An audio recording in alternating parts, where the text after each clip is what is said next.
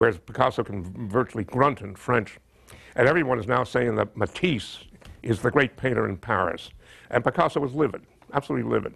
So what he decided was he was going to break this chorus of approval for Matisse by going far beyond him. Matisse was considered more avant-garde than Picasso at the time, remember. Picasso was in the Rose period. His stuff was lovely, it was lyrical, it was eloquent, it was elegant, it was tasteful. And Matisse was breaking many molds. And so Picasso, deep within him, he said, I have a vision that is wilder and crazier and stronger and uglier than Matisse. In March 1907, Picasso bought 2 primitive Spanish carvings. He later said he felt the figures gained a mystical power over him. Picasso felt a spirit awakened in him, like a message from the ancient world, and it would permanently reshape his art. Now he isolated himself in his studio. He had an idea for a painting unlike anything anyone had ever done before. He knew it would be shocking, and he hoped it would prove that he, not Matisse, was the greatest, most radical painter in Paris. By 1906, Pablo Picasso's rose paintings had begun to sell, and for the first time ever, he had a little money in his pocket. The sales gave him the confidence to experiment, to shatter convention and to challenge his friend and rival, the king of Paris art, Henri Matisse. For his subject, Picasso drew on the brothels he visited as a young man. He had to hunker down and come up with something really shocking, really progressive, really iconoclastic, which would sort of make mincemeat of Matisse. And so he shut himself away, did hundreds and hundreds of drawings. He worked on it in the spring and summer. It was a very hot summer. So you just have to think of Picasso in this cellar, in this ramshackle building, stark naked, with these women who were tall, much taller than himself, painting away at this, his own terrible, hellish whorehouse, in order to turn himself into the great revolutionary breakthrough painter. He had recently been to see the new collection of African art at the Trocadero Museum. The simple forcefulness of these figures inspired him to make something equally rough and raw. Picasso was always a thief. He started off by stealing the sacred fire of Spanish religious art. Then there was the Iberian phase, when he gets inspiration from primitive Spanish Stone Age sculptures. He then turns to tribal art. He sees himself as a shaman. So like a shaman, Picasso summoned these ancient spirits. He distorted faces, simplified lines, and twisted shapes.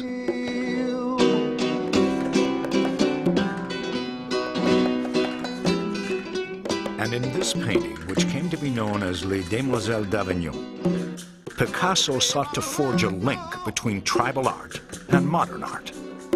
For him, the Demoiselle was the way to put in his painting what he had learned from Gauguin and also what he had learned from Cézanne. But he wanted to make a primitivist painting, but also a painting against what he saw of the civilization, of the life. And that's why he conceived to paint a scene of bordel. Picasso drew on his personal experiences from the brothels of Barcelona to his now faltering relationship with Fernand. And he created a sort of primitive icon of the terror posed to man by women. Picasso saw women as closer to the secrets of the universe than men, and immensely dangerous. He had immensely deep reactions to women. He adored them, and he also detested them. Picasso would tease Fernand that she was one of the prostitutes in his brothel scene. After 5 years of idolizing her, he had begun to belittle her. For the first time, Picasso used the canvas to show contempt for the woman in his life. I would speculate that he had a profound relationship to women. And as a result, when he turned on a woman, he turned profoundly against each woman. Picasso never expected the conservative French public to understand Les Demoiselles. He felt certain, however, that his friends, the painters and poets of the avant-garde, would appreciate it. But one by one, they came and stood before the painting in horrified silence. Even his artist friends didn't understand it at all. It was obviously so different from what people thought was beautiful, desirable, understandable. It's hard to explain now how extraordinarily different it looked, because we are all used to seeing so many reproductions. But at the time, I think it was just totally incomprehensible. Picasso's fellow painter, André Derain, predicted his humiliation would be so great it would lead to suicide. Picasso would be found hanging behind the canvas. Even his most loyal patron, Leo Stein, called the painting a horrible mess. Picasso felt himself left behind by his comrades. He wanted to make a break, it's true, but he didn't want a scandal. Picasso had created the most innovative works since the Italian Renaissance. But for now, he turned the painting to the wall. It would be nearly 10 years before he showed the painting to anyone again. But the significance of Picasso's breakthrough was not lost on everyone. Late in 1907, Georges Braque was a well-known follower of Matisse, but on seeing Picasso's new work, he defected.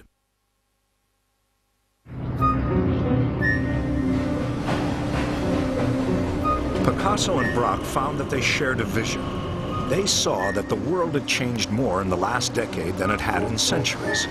Life in the new era was mechanized, industrialized, psychoanalyzed. Cinema was replacing theater, and photography threatened to make much of painting obsolete. Picasso and Braque were tearing the old rules of painting to pieces, literally fragmenting the traditional image. They started with landscapes, this one by Braque, this one by Picasso. Together, the two envisioned a way to break down the principle of perspective that had ruled painting since the Renaissance, in which objects were seen receding into the distance. Instead, they brought their subjects right up to the surface.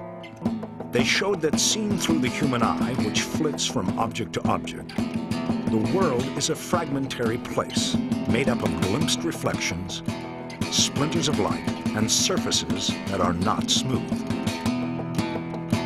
Together, Picasso and Braque were inventing Cubism. His collaboration with Braque, of course, is the single most significant event in his entire career. Cubism remained the high point of Picasso's originality, and the consequence was all of the rest of 20th century painting was transformed by it. Picasso's collaboration with Braque was flourishing, but his relationship with Fernande went sour. They had begun to bicker constantly, and she called Picasso a precocious child. In 1911, she began having an affair and asked her friend Eva Guel to keep an eye on Picasso. But Eva double-crossed Fernande. She and Picasso began an affair of their own. In a matter of months, he and Fernande had parted, and Eva had taken over as the new woman in Picasso's life. Eva, a delicate, stylish girl, took good care of Picasso. He was 30 now, and he believed that he had found the love of his life, the girl he wanted to marry. In his work, he painted references to her as ma jolie, or my pretty.